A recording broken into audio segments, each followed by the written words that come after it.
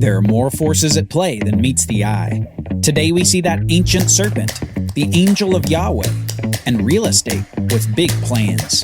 On the Bible Brief. Tell a friend about the Bible Brief today.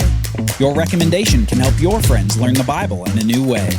Tap share on your podcast player and share your favorite episode.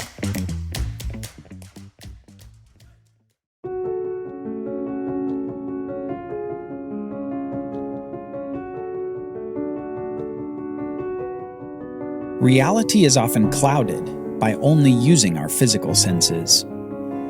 We can see, hear, and touch, but even with all our faculties involved, we can miss the true nature of what's going on in the world.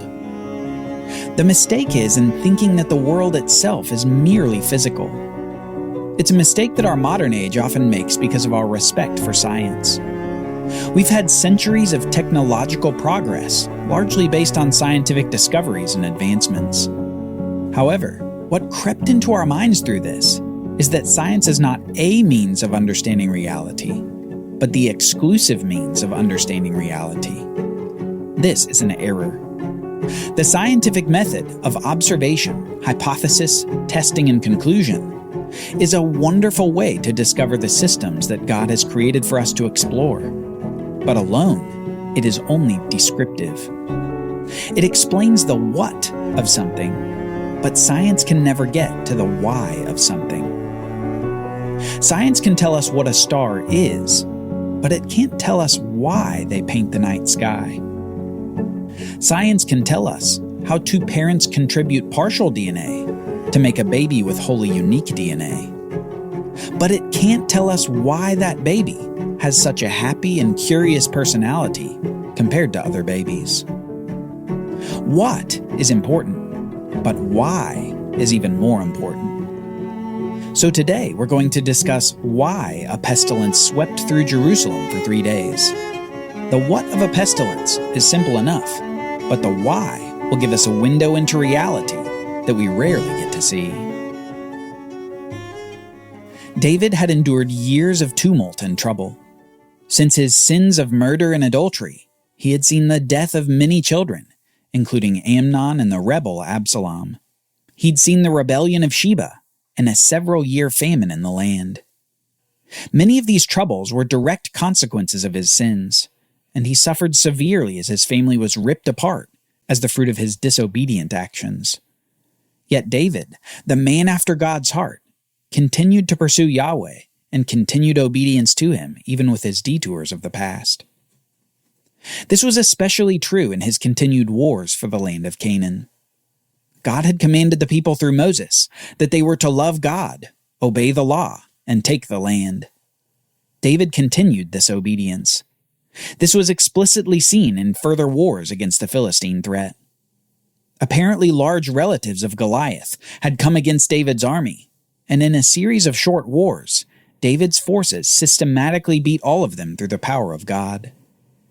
God was again blessing the nation with victory as they were led by their righteous, forgiven king. The former successes of David before his sin were again shown in this latter part of David's renewed kingship over the nation. Yet in the latter part of David's reign, we see yet another stumble. A stumble that David identifies as a great sin against God. It's a sin involving a census. David's sin is the what of the passage. But amazingly, in this particular account, we get a view into the reality of why. A reality that we rarely get to see. So let's read the beginning, starting in 2 Samuel chapter 24. Again the anger of the Lord was kindled against Israel, and he incited David against them, saying, "Go, number Israel and Judah." Okay, so the context for this account is set up very quickly and very abruptly. God is again angry with Israel, and David is incited against them. Apparently, God is inciting David to take a census of Israel, and the purpose of God's inciting David is because of God's anger kindled against Israel. We're not told why God is angry at Israel, though understanding their history could give us some guesses. Maybe idolatry, maybe complaining, maybe something else. the passage doesn't seem all that concerned about what Israel did to make God angry. Instead, it focuses on the fact that God is angry at their sin, and so David is incited to number the people. Now, this sets up a context for this account as we find it in the book of Samuel, but we find a parallel account in the biblical book of 1 Chronicles.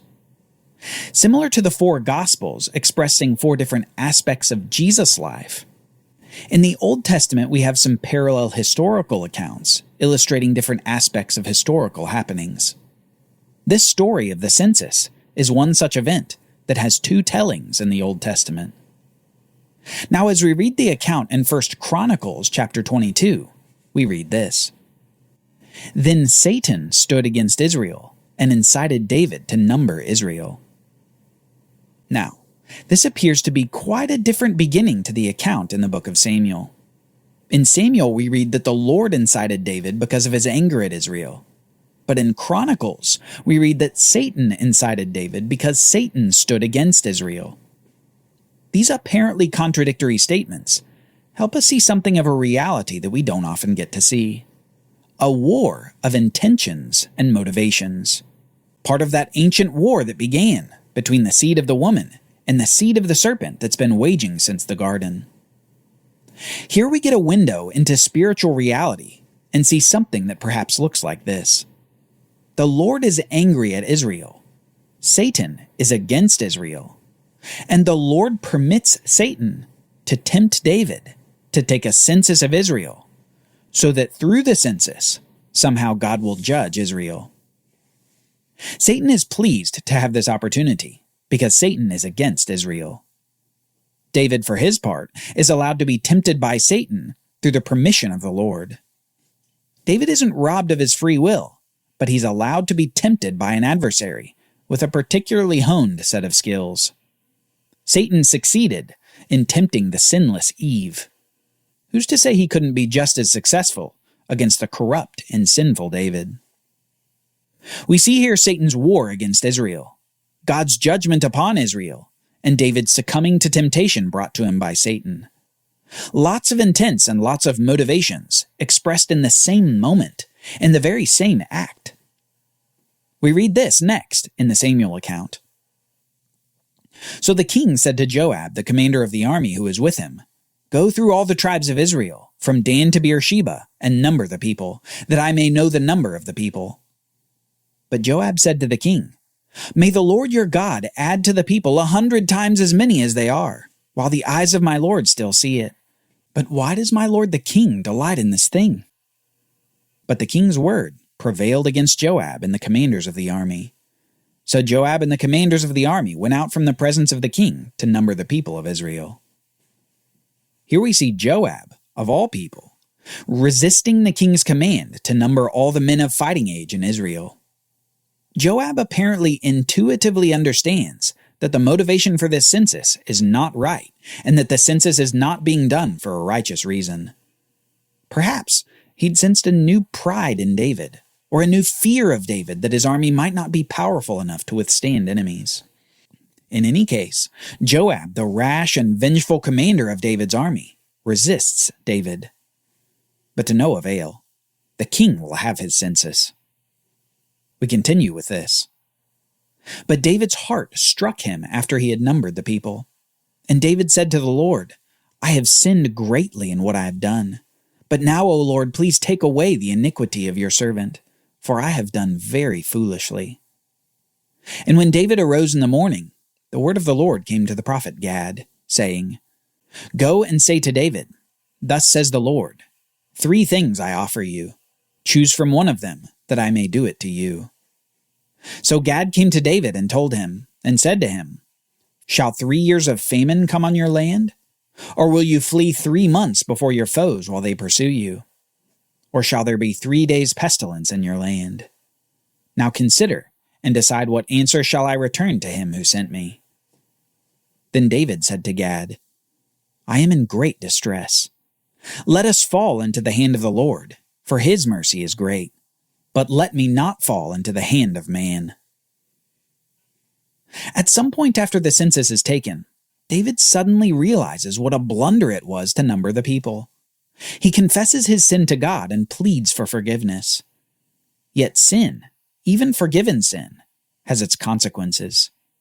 God sends a prophet to give David 3 options for consequences: a famine, an enemy invasion, or a plague of pestilence. David then makes a decision that demonstrates his great knowledge of God and his trust in God's mercy. He chooses the pestilence rather than the other 2 options, and his reasoning is this: he knows that any plague directly caused by God would be subject to God's great mercy, whereas any consequences involving mankind would result in a much less merciful result. David says, "Let us fall into the hand of the Lord, for his mercy is great, but let me not fall into the hand of man." After being incited to choose a census, when given the new choice of a consequence, David wisely chooses a plague. No doubt this was a dissatisfying result for Satan. If God is the one to mete out consequences for sin, his judgment will be just and right and merciful. God wouldn't destroy Israel like Satan no doubt desired. It turns out, actually, that despite Satan tempting David to sin, the results are exactly as God intended. God judges Israel for some undisclosed sin that had angered him, and he judges David for his sinful reasoning to conduct a census. Next we read this: "So the Lord sent a pestilence on Israel from the morning until the appointed time. And there died of the people from Dan to Beersheba 70,000 men. And when the angel of the Lord stretched out his hand toward Jerusalem to destroy it, the Lord relented from the calamity and said to the angel who is working destruction among the people, 'It is enough. Now stay your hand.' And the angel of the Lord was by the threshing floor of Araunah the Jebusite. Then David spoke to the Lord when he saw the angel who was striking the people and said, 'Behold, I have sinned and I have done wickedly. But these sheep, what have they done? Please let your hand be against me and against my father's house.' Over a period of 3 days, 70,000 people throughout Israel die in the plague that God sends upon the nation. A number that reminds us of the many thousands of Israelites who died in the wilderness back in the time of Moses when they disobeyed. But God in his mercy stops the plague before the destruction of Jerusalem. The angel of Yahweh halts his judgment when he's in a particular location, the threshing floor of a Jebusite. Now, this might be a small detail, were it not perhaps the most important detail in the whole narrative. Because next, the prophet Gad tells David to raise an altar to Yahweh at the very place where the angel of Yahweh had appeared. David buys the property, builds the altar, and God responds to David's pleas by bringing the plague to a full stop. This narrative is as informative as it is odd and interesting. We see God's purpose, Satan's purpose, and David's purpose. We get a view into the spiritual realm as we see the angel of Yahweh appear as he's striking Israel. But by the end of this account, we discover an important truth. Yahweh's purposes always win out, despite any other purposes of mankind or its adversary. Yahweh always wins. He will even use the sinful actions of mankind to bring about his just and good purposes. God's purposes always prevail. Remember, we saw this with Joseph as well, a long time ago in the Bible. He was sold into slavery through a wicked plot from his brothers, but he eventually rose in Egypt to be the primary leader through a famine. Years later, commenting to his brothers on these events, Joseph says this: "As for you, you meant evil against me, but God meant it for good, to bring it about that many people should be kept alive." Joseph understood that God's purposes and intents always win. And we see that again here at the threshing floor of Araunah. God carries out his just judgment upon Israel. He carries out his just judgment on David's sin. And he demonstrates his mercy by stopping the plague upon David's pleas. But more than that, God also sets up the next major phase in the Bible story. A phase where the tabernacle is put away in favor of a more permanent house. The house that David wanted to build for God would be built right here on the threshing floor of Arana, on real estate that David just purchased. God's plans are deeper and longer term than we can ever know. And this plague created a context for his plans to come into even more fruition. This would be a place of sacrifice, a place of holiness. At this threshing floor in Jerusalem, the Ark of the Covenant would come to rest, because here would be the site of the great temple of the Lord.